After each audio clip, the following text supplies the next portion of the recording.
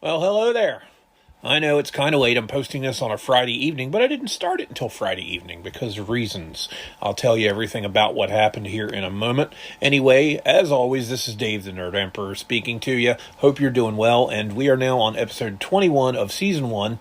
Hope there's a Season 2. I don't think Starfleet Academy is going to get one, but anyway, of the War, Sports, Politics, and Dragons podcast. Again, I hope you're having a great Friday the 13th of March 2026. We're going to be talking about a goodly number of things, but to be honest, this episode is going to be more about basketball than probably anything else. But we're going to talk about a few things. As I said, this is the War, Sports, Politics, and Dragons podcast, and we're going to talk about almost everything here. So let's kick things off as we always do by the obligatory pledge drive, a la PBS. As always, you can follow us not just on Spotify, where we began, but on Amazon, Audible, and iHeartRadio as well. We're still working out the kinks on the Apple Podcast thing. I swear I'm going to get it right. Honest, truly, I mean it.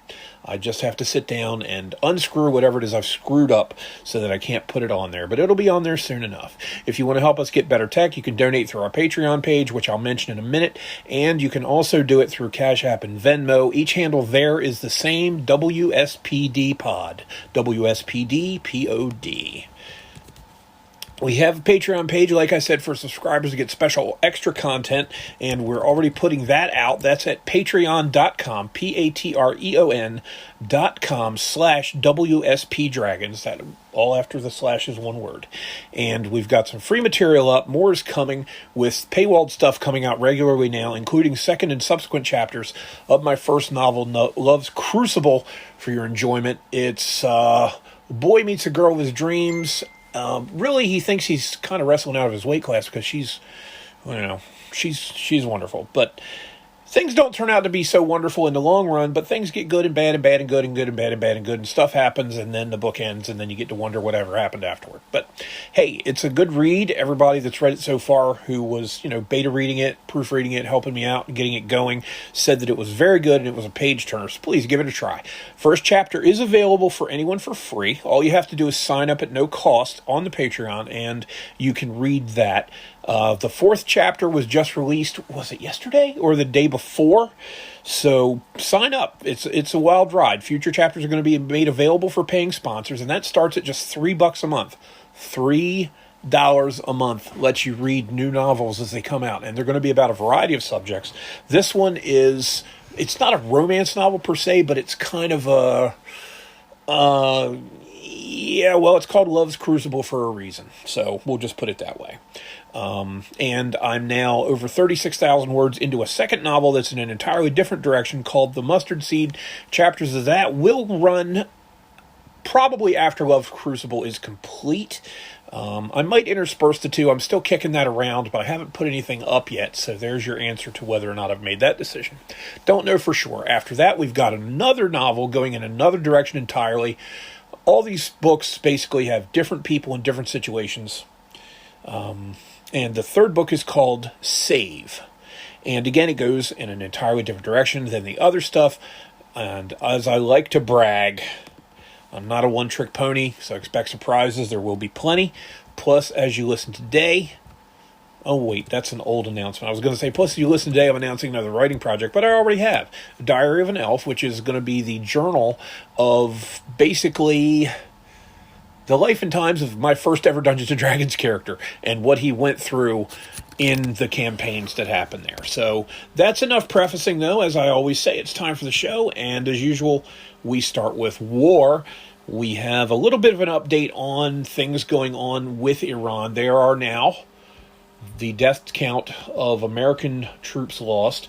Now we just lost 6 people when a KC-135 tanker plane that's used for mid-air refueling crashed in western Iraq that the War Department is claiming was not as a result of enemy action of any sort. And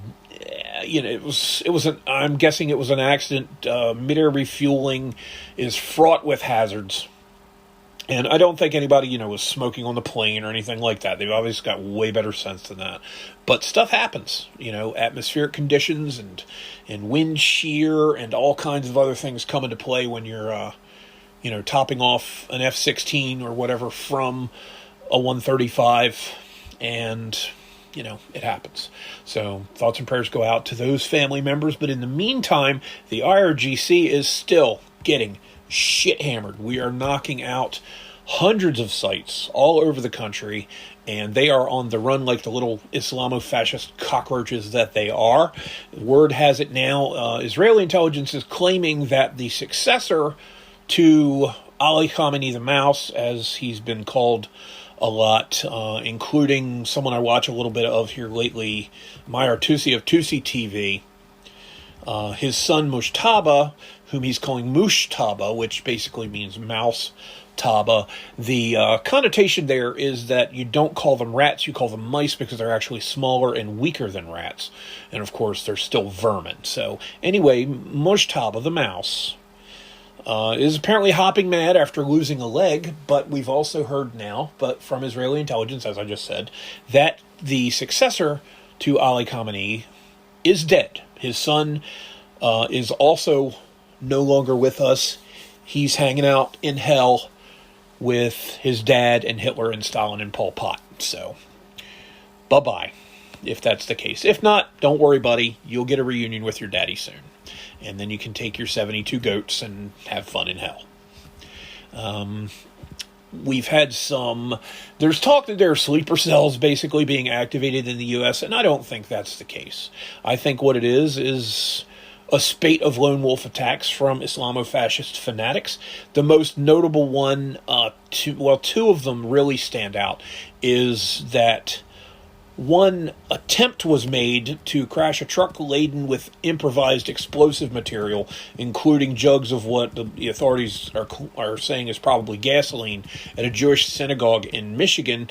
And, oh look, authorities have announced that the truck's tags were registered to someone who lived in Dearborn. Now, on the 1 to 10 scale of political and geopolitical awareness of the spread of Islam and things of that nature, on the 1 to 10 scale, you'd need to be about maybe a 3 on the 1 to 10 scale to be at least peripherally aware that Dearborn, Michigan is a haven for Muslims, and that's not necessarily a bad thing. I'm not denouncing all Muslims, but the problem is the radicals want to kill you, and the moderates are okay watching. That's the concern that a lot of people have with it. It's funny how it's called Islamophobia when really it's just called being minimally observant of how Islam treats people. There have been, 13,000 different incidents of terror of some nature caused by people proclaiming to be members of the Muslim faith in the last 25 years. That's a lot. And some of them even target other Muslims, so they don't even get along with themselves. They have problems with Sikhs, they have problems with Buddhists, they have problems with Jews in particular, they have problems with Christians, they have problems with atheists, they have problems with Republicans and Democrats. It doesn't matter. They want everyone converted or dead. It says so in their book over 300 times that they're supposed to commit acts of violence against infidels. So, hey, people ignored what Hitler wrote when he wrote Mein Kampf. It was the blueprint for the Second World War, and we see where that got us. It was not only the blueprint for World War II in Europe, it was the blueprint for what was called the final solution, the Holocaust, as the Jewish people call it, the Shoah. So, we going to ignore that too? Okay, well, the problem with history is not that people repeat it, it's that they don't learn from it, and thus repeat it due to that negligence. So, put your head on a swivel, folks. But the first of the two most notable attacks were the truck attack in Michigan, wherein the attacker apparently shot himself before he could get out of the truck. There was an armed guard that the synagogue that he struck had provided who attempted to engage him, but from what authorities are claiming, the man shot himself in the head, and that's how it ended for him. Meanwhile, in, I believe it was Norfolk, Virginia, at Old Dominion University, another fellow named Muhammad, who was convicted, as I recall, may be wrong about that, he was at least charged. So we'll just say he was charged with lending material support to ISIS in 2016, but I swear I thought I heard them say that he was convicted in 2017. Yes, he was convicted in 2017, and the Biden administration released him from prison significantly earlier than his sentence would have dictated. He was released, I believe, in 2024.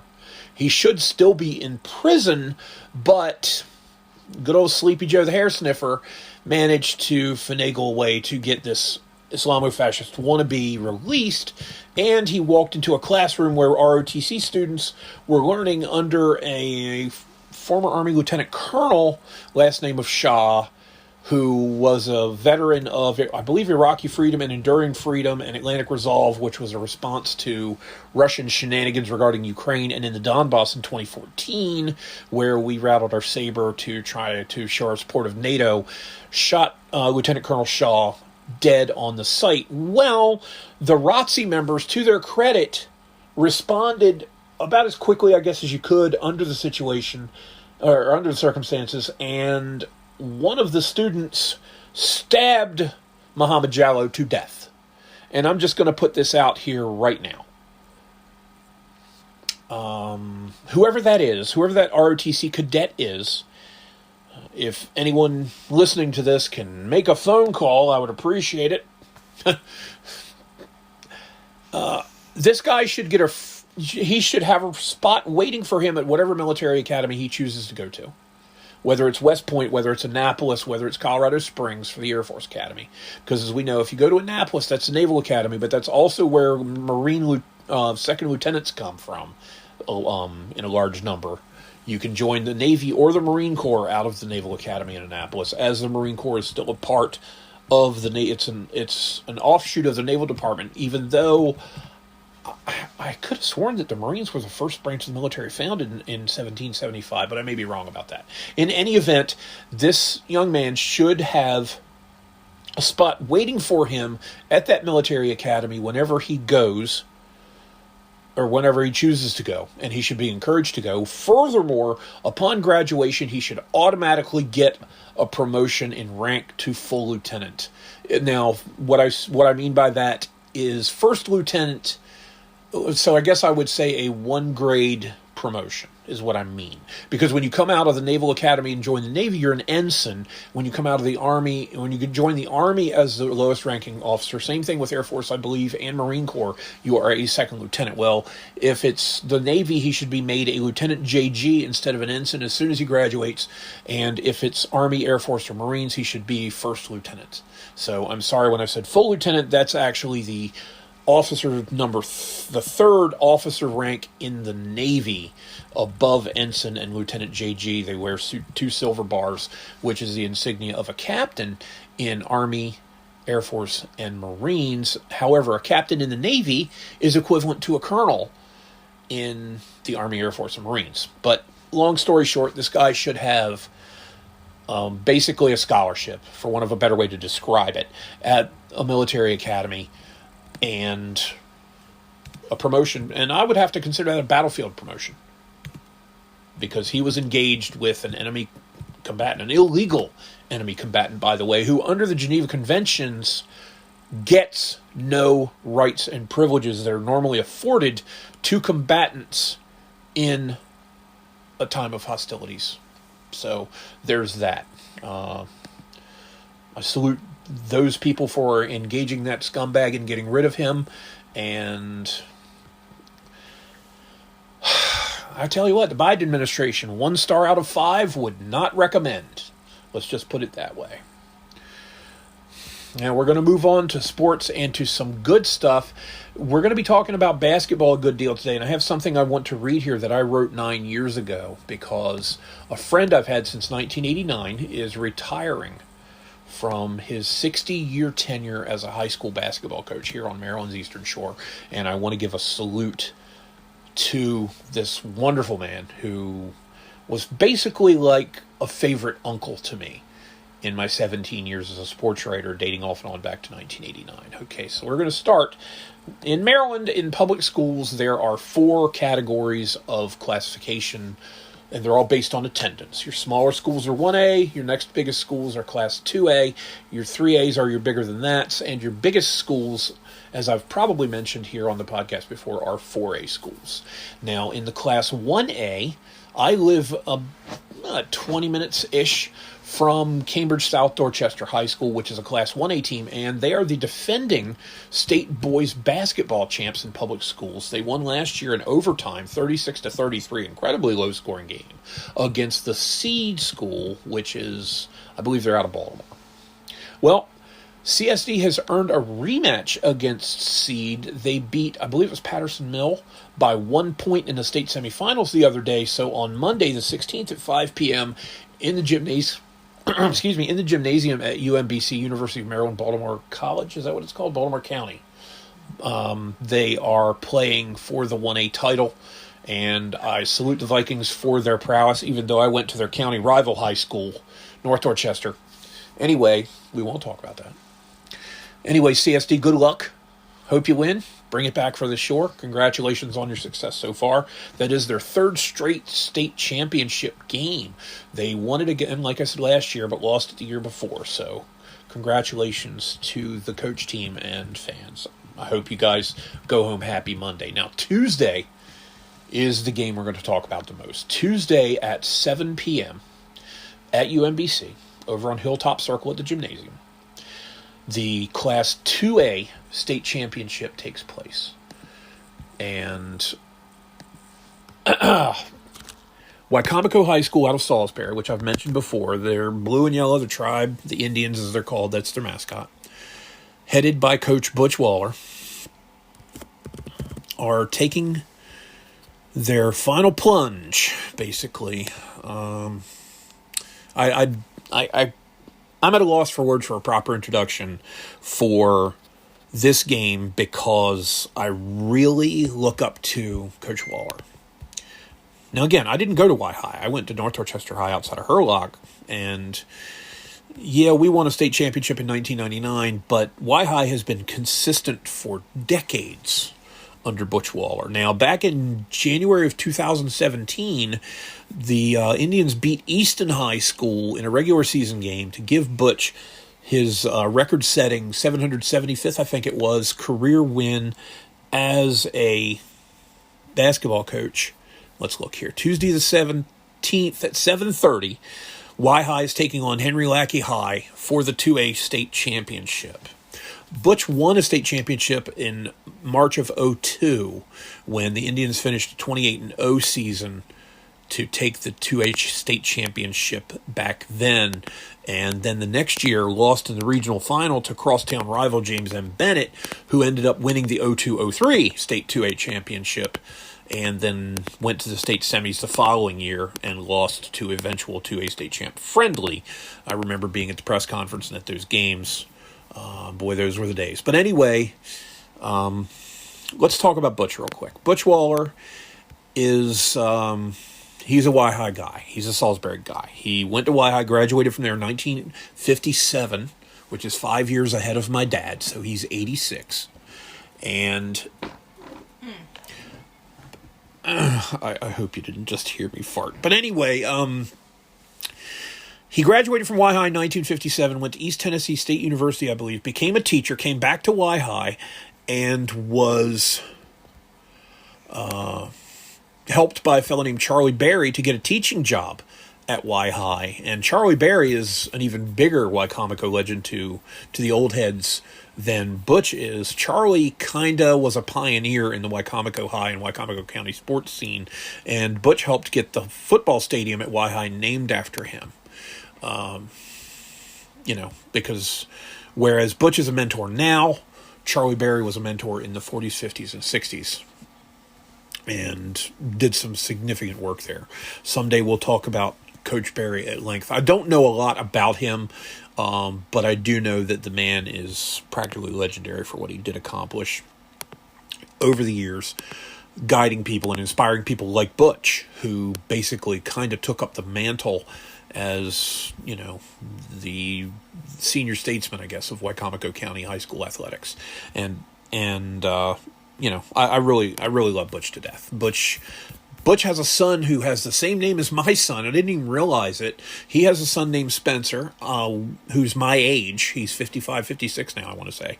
He might be a little older, I'm not sure. But anyway, I'm going to read you a story. Now, this story was originally published on January 5th, 2017 in the Star Democrat, which is the newspaper based in Easton, Maryland that I was working for at the time. This would have been in my 12th year there. The story is called The Tao of Butch. And I want to read this to you. This is a great story, and I want you to check out the website. I'm going to plug them. I'm going to go ahead and plug them right now. It's stardem.com, stardem.com. And the paper's been around since, I want to say, John Adams was president. I want to say the late 1790s was when the paper first began. It had a different name back then, and it's gone through a few changes and permutations over the years. But it's a proud old paper that's 225 plus years old. And I remember having a lot of fun, doing a lot of good work there under sports editor Bill Hoffey, who's still there. Biffy, I miss you. Hope you're doing great. But here we go. From January 5th, 2017, the story is called The Tao of Butch. T-A-O, the Tao. It's a Buddhist word. Anyway, before I roast him, I must offer congratulations to longtime friend and occasional, if unintentional, mentor Butch Waller, Wycomico High's boys head basketball coach. Coach, your 773rd, so I said 775th, it was 773. 773rd win last Thursday, coming against Easton High, was much like you. It showed determination, a start-to-finish effort, and respectability. Former Annapolis High head coach John Brady couldn't have been surpassed by a better man for the lofty position you now occupy atop the Maryland leaderboard as winningest public high school basketball coach in state history. I salute you, Coach Waller. And by the way, parenthetically, I want to add that Butch is now at 955 career wins. Now, he's still a distance away from Morgan Wooten, legendary private school basketball coach in Maryland, who had, I want to say, 11 or 1,200 career coaching wins at, was it DeMatha? But, yeah, anyway, now let's talk about Butch behind his back. Okay. Despite my grousing about helicopter parents, officiating fiascos, and bad food in greasy bags, that fifth food group for members of the press, I consider it a privilege to do what I do for a living. And I did at the time. I really did. I enjoyed the hell out of it. Butch is one of the reasons for that. As things wound down in Thursday's game, when he thanked me for showing up, honestly, I almost went all fanboy on him. Like I'm worth thanking, Butch. You didn't just sell me a Big Mac. His ability to endure through 10 presidents, 140 or so different groups of teenage boys spread across 3 sports, and the inevitable run-ins with know-it-all parents proves some men are able to take the bad with the good. With Waller, there's very little bad. His generosity, his dedication to others more than himself is impressive. For example, if he even suspects I'm coming, he sets aside a Gatorade in his office fridge, knowing, as would anyone seeing my amazing physique, that I don't exactly sweat a lot. Only one coach, the late Phil Rayfield of Crisfield High, ever matched Butch in the concessions department. He had a crab cake sandwich waiting for me before every game, provided I called ahead. David, I don't do crab cakes, Butch said when I mentioned this to him about 10 years ago, but you can have pretty much anything else you ask for here. This has been true. Whether it was the use of his office computer on game nights to write a story, digging through scorebooks and other bric-a-brac to find some nugget I thought might make me look the competent sports writer for one more day, talking to me on the phone when I called his house at odd hours, you name it. He's always done his darndest to accommodate. Butch helped get the football field at Y-High named after Charlie Berry, as I mentioned earlier, a legendary Wycomico sports figure who not only coached him in high school, but helped him land a teaching job there. The only man who's still coaching and has a gym named after him in the Bayside Conference. The one at Y-High has been known as the Waller Dome since 2002, I want to say. There's a plaque commemorating it at the entrance. Been there for 20 years now. Butch is a unique, fun, often self-effacing man. His detractors, few, and all of those obviously insane, because any reasoning person who spends any time with him just can't help but like the man, have no clue what they're missing. Walking into his office is daunting and yet fascinating. Though he retired from teaching and serving as athletic director for Y-High several years ago, the little yellow walled room 3 paces from the gym is still undoubtedly Butch's domain. A collage of Butch's coaching life is all over the walls. A 1957 graduate of Y-High, he attended East Tennessee State University, I've already mentioned all that, but planning to become a teacher, a lifelong jock and Y-High athlete who can still tell you some great stories of his own playing days, he took over the boys' hoops program in the fall of 1966. He later coached golf and baseball as well, giving him extra duties throughout the school year. In high school, by the way, there are 3 seasons for sports because it starts in fall, goes through winter, and ends in spring. Golf is a fall sport here in Maryland. Baseball is a spring sport, and basketball, of course, is a winter sport. So basically from mid-August until Memorial Day, he wasn't just teaching, he was also coaching. So, and then, by the way, after he stopped coaching baseball, he went on to umpire. And I can remember seeing him at one game where, he walks up wearing his umpiring gear and says, "Watch, I'll probably call a couple of travels and check fouls when the game's going on," because it was late March and he was still kind of mentally in basketball mode. But anyway, he is also a fan of memories.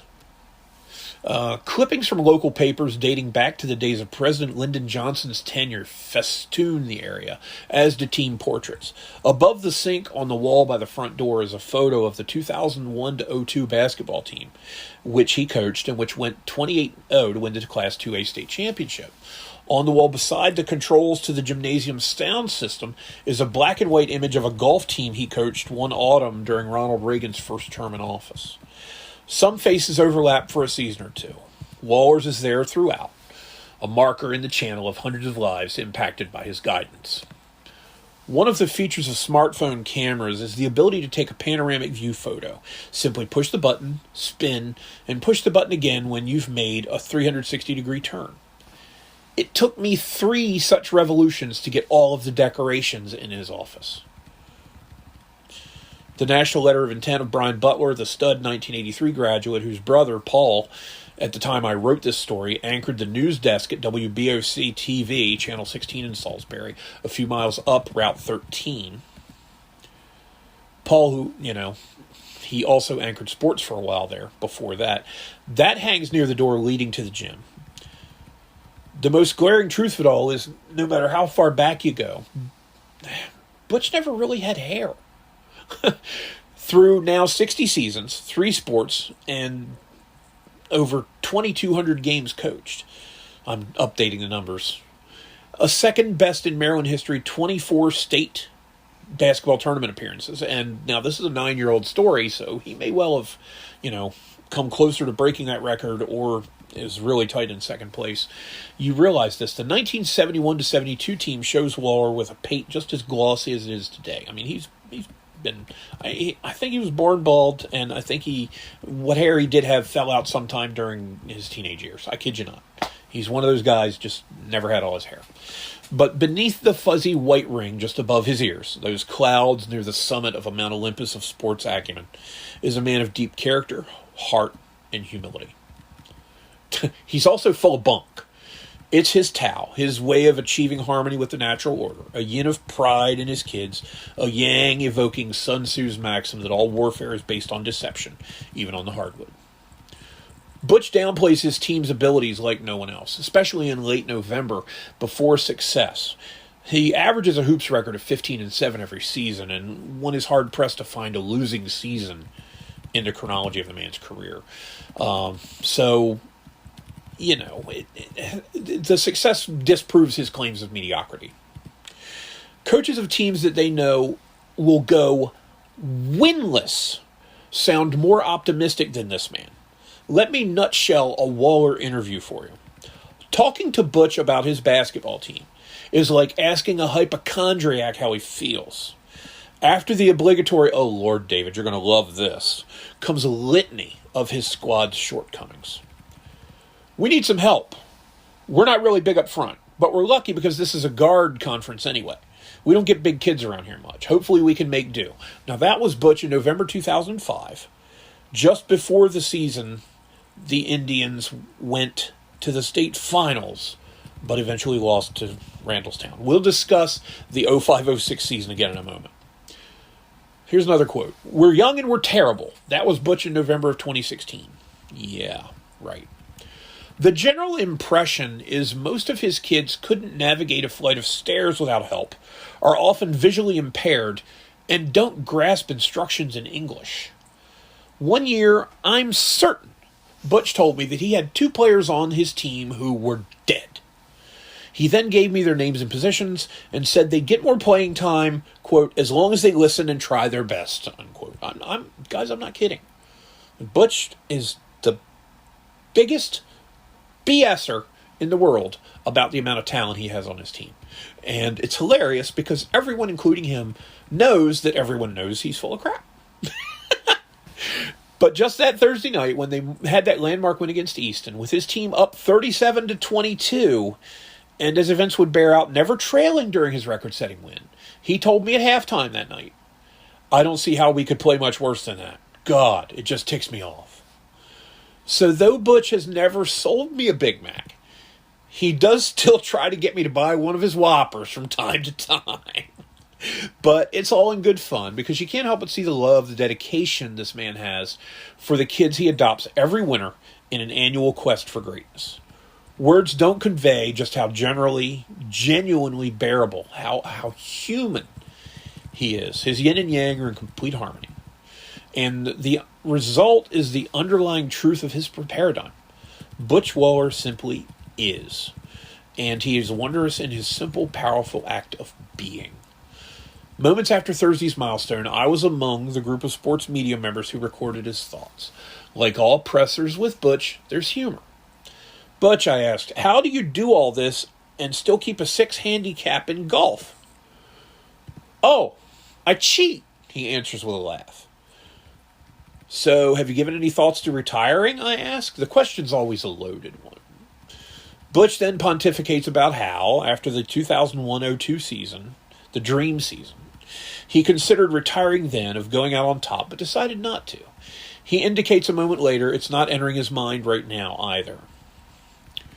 I must therefore ask a question obvious to me, the only guy in the room who interviewed him 11 years ago after that 2A title game.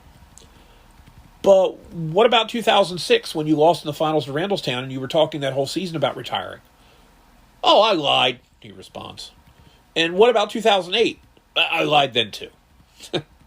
It's been a running joke between Paul Butler and me since 06 that Butch is in his final season again every December. And I think the 2016-17 season, which of course is when this was written, is Waller's 12th straight final season. So now he's in his 21st and final season. But his assistant for 15 years at that point, now 24 years, Doug King, proves my theory wrong, though, by saying, when I played for him, I think he was talking about retiring then, too. Doug graduated from Y High in 1997. This elicits a laugh from Wayne Warren, who's helping this year as well. This was in 2017. Wayne was a 2008 graduate of Y High who played for Waller and eventually went to Rutgers on a football scholarship. I remember covering Wayne, actually. Not only was he a hell of an athlete, as a class act and a great guy to talk to. And Wayne said, I knew he was talking about it when I played, all 4 years. Let's be honest, Butch won't retire from coaching. Maybe 2 years after his funeral, which won't happen during basketball season at any rate, he'll finally decide to give his clipboard to Doug. Maybe 3. Yeah, no more than 3, though. So I guess I'm wrong. When I look back on this story, I guess I was wrong. So he is actually retiring and still alive. So hopefully his wonderful wife will get a chance to spend a winter with him. And we'll see. But until then, until he does finally retire, be warned. A humble, decent, caring man, one who finally stopped wearing his golf cleats to basketball games 6 or 7 years ago, will be on the sidelines of Wicomico's gym, where he's been first as a player and then as a leader of young men since the first term of the Eisenhower presidency. And to steal a saying from those bygone days, I like Butch.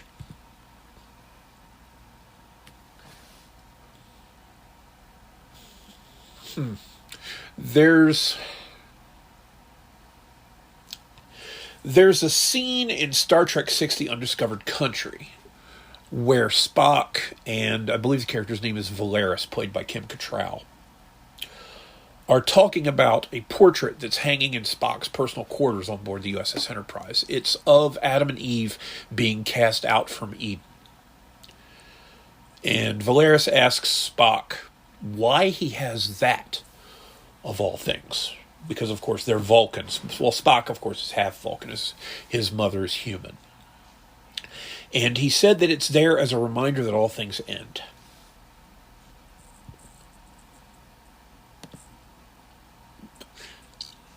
And they do. And this will represent an ending for Butch, in that it's the last basketball game he'll coach.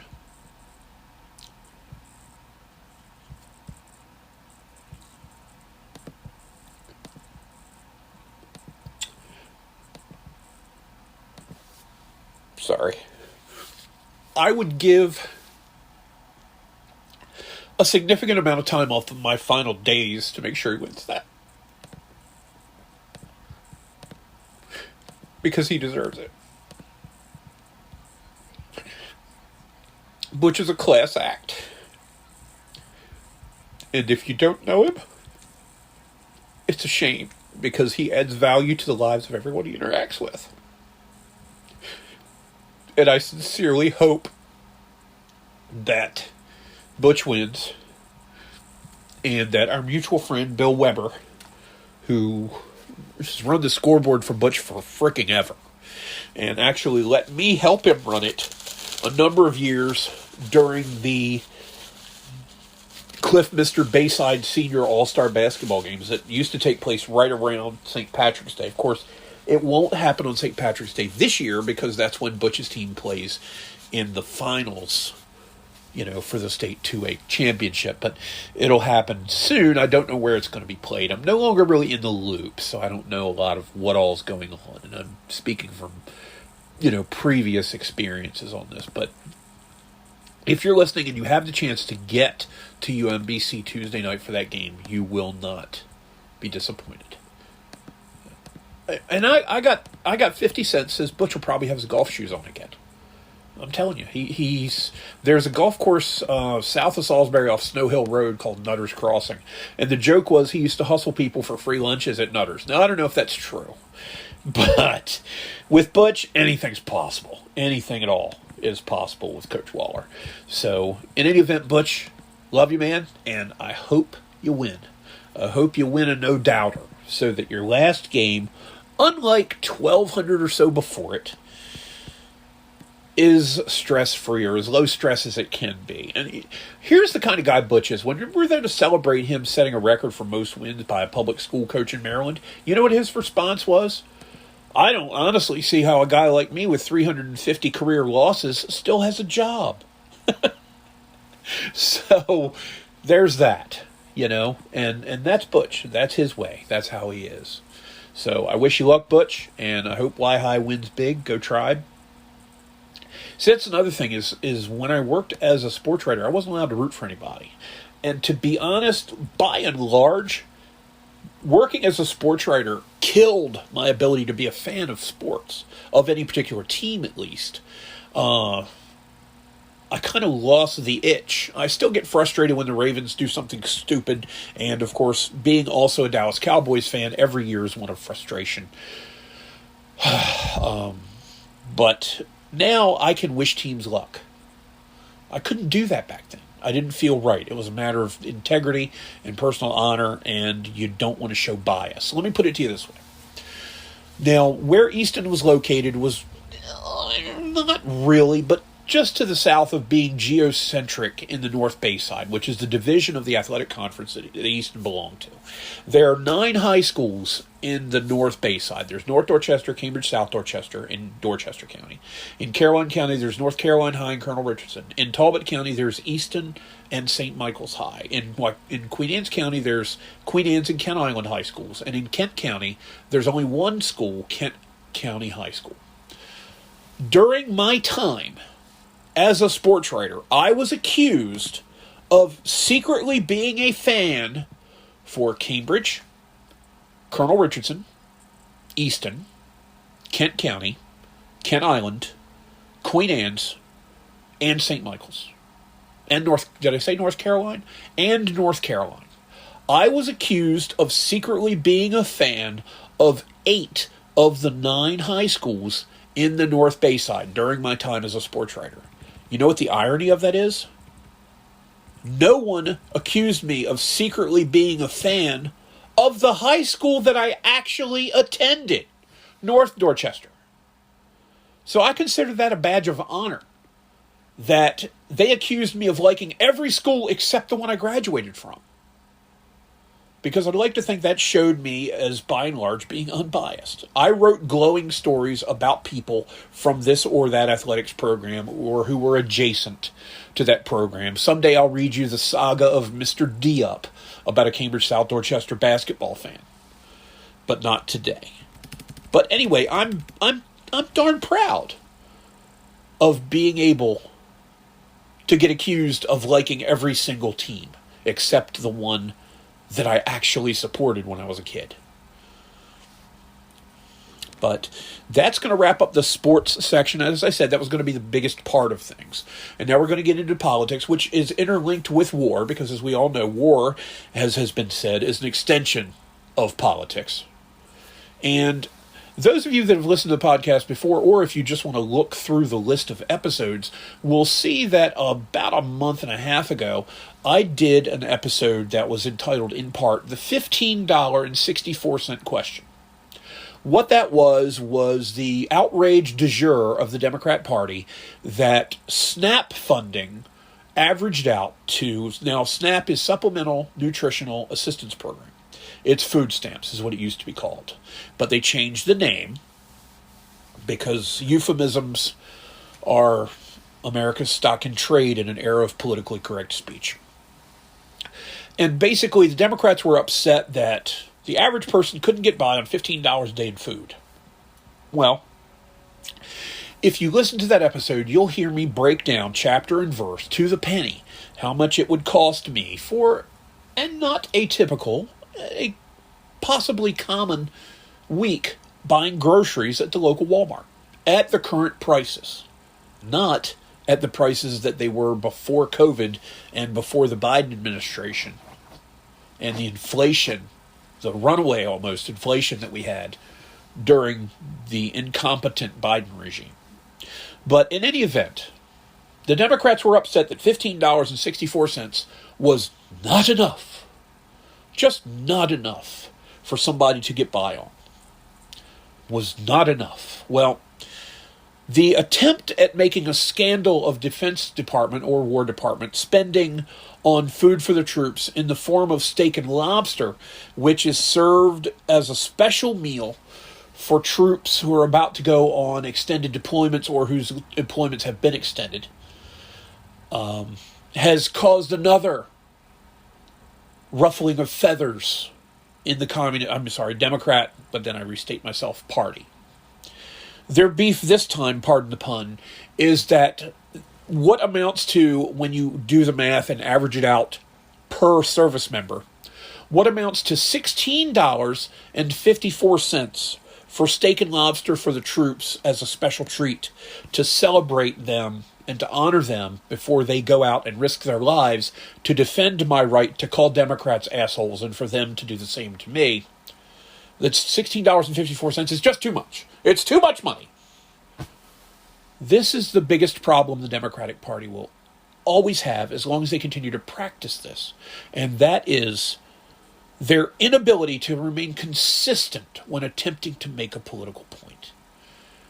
$15.64 is not enough, but $16.54 is too much, which makes me think that apparently the ideal amount of money that anyone should get under any circumstances to provide either a special meal or a day of food must be exactly in the middle there, which would be $16.09. I guess that's what we have to come down to. So if Pete Hegseth had spent $16.09 on that, and if food stamps were $16.09 a day, the Democrats would finally shut the hell up and stop whining about everything. Okay? They always piss and moan about how Republicans are warmongers, but let's look back at the 20th century. The 4 major wars that America got involved in: World War I, 1917, Woodrow Wilson, Democrat.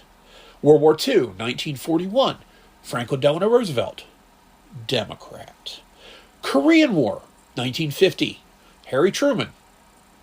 Oh, look, a Democrat. And then, of course, the Vietnam War, we'll say 1965, as the starting point for significant involvement there because we had advisors there as far back as the late 1940s. Lyndon Baines Johnson. Guess what party he was? That's right, folks. He had a D after his name.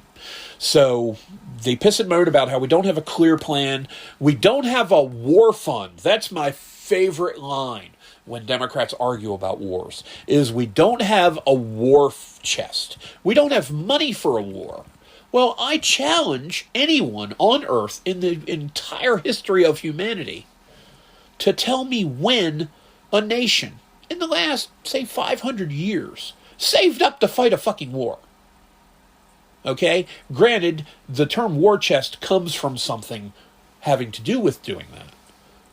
But it doesn't exist now. It hasn't existed for centuries. It won't exist anytime in the foreseeable future.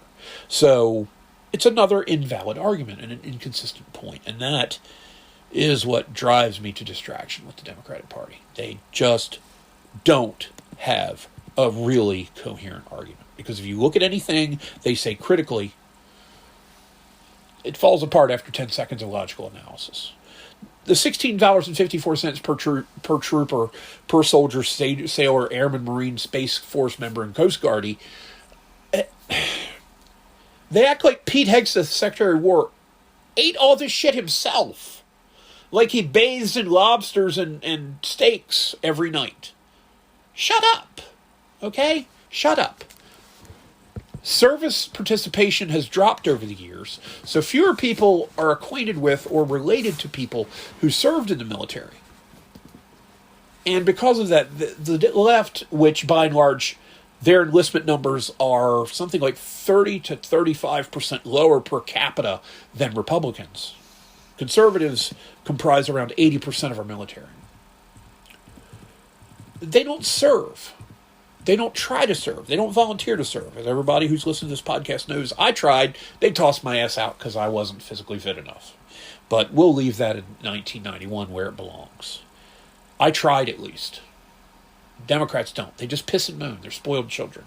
And yeah, I'm going to keep making fun of you because you invite the ridicule. I just don't understand it. By the way, that $15.64 for SNAP doesn't go to someone who graduated jump school at, Fort Benning, Georgia, and can do 80 push-ups in a 2-minute span. No, the SNAP money goes to people who often don't work and are diabetic due to their crappy dietary choices. As a matter of fact, that reminds me that the Department of Agriculture was just sued by food stamp recipients over restrictions on sugary drinks and candy. So basically, no matter what this administration does, the Democrats are going to piss and moan and sue. Go ahead. You're going to keep losing. In other political news, the dictator of Cuba, whose name eludes me right now because I didn't do a lot of looking on this story, but basically he spoke up and said that they are having some kind of diplomatic talks of some nature with the United States government. Now, of course, the Trump administration has put a significant amount of pressure on Cuba. Now, remember, Nicolas Maduro, the dictator in Venezuela that we snatched away and who's sitting in a prison cell right now, boo-hoo for him. It's only 3 meters by 2 meters. Aw, it's such a shame. Think about the people you tortured and killed, you prick. Okay? Anyway, Nicolas Maduro's security detail was comprised almost entirely of Cubans. They're the puppet masters in the Caribbean and South America. They have been for quite some time. It goes back to Fidel Castro, who overthrew the nation in the very late 1950s and ruled it with an iron fist for several decades, and he's thankfully gone now. But Cuba has had significant financial problems the whole time because central planning and communist governments don't fucking work. They just don't, guys. Historically, look around. Name one that works. There isn't one. Socialism and communism are something like 0 and 40 when they've been implemented on a national scale. You say China? China's adopted capitalism. China's got more McDonald's than a lot of places in the world. They've got, I think, almost half as many McDonald's as we have. Of course, McDonald's is an American corporation, and they haven't built enough of them over there yet. But give them time. Anyway, the Cuban economy has been trash for decades because we won't trade with them. And if communism's so great, why do you need capitalist countries to interact with? You shouldn't need us in the first place. Hence, our sanctions should be irrelevant because communism is its own its own survival mechanism. But facts again are lost on people on the left. So they've had significant power outages, and for a week now, the Cuban people, Cuba Libre, have been rising up and protesting. So we'll see what becomes of it. And I can tell you right now, if Trump topples the Iranian government and the people take over and Crown Prince Pahlavi returns, Javid Shah, by the way, and he's taken Maduro out, and if Cuba, their communist government falls, I can tell you right now, it's going to be hard not to list Donald Trump. And I never thought I'd say this, because in 2016, I called him a nightmare version of Richie Rich as an old man. That's how I referred to Donald Trump in 2016. I was not a Trump guy from the get-go. I was not a fan. But I've converted. I was a Republican, but not a Trumper. I'm not a rah-rah total MAGA guy, but I am a supporter of this president. And when it came to us dealing with other countries, I was a supporter of this country even when Hair Sniffer Joe was in office. Okay, who was essentially a walking corpse. But I was always the kind of person that put America ahead of the interests of other nations. So, in any event, it's going to be hard not to consider Trump as one of our better presidents if he can accomplish that.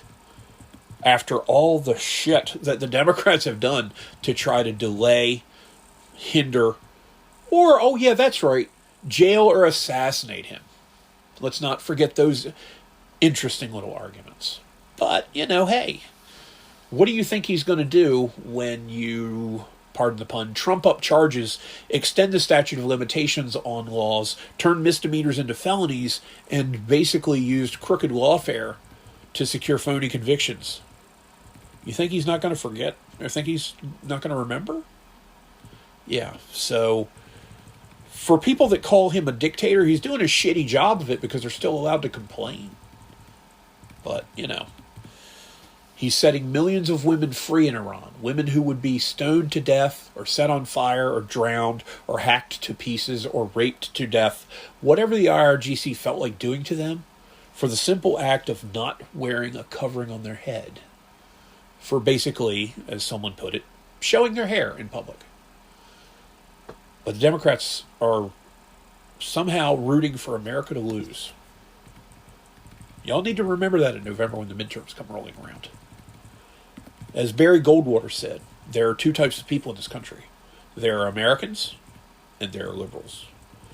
And you would do well to remember that. Now, the Dragons portion of our program today, we're not going to have anything on that. And to be honest, I don't have a final thought except, again, to wish CSD and Y-High luck in the state championships, which come up early next week. When I do the podcast on Monday, neither of the games will have been played.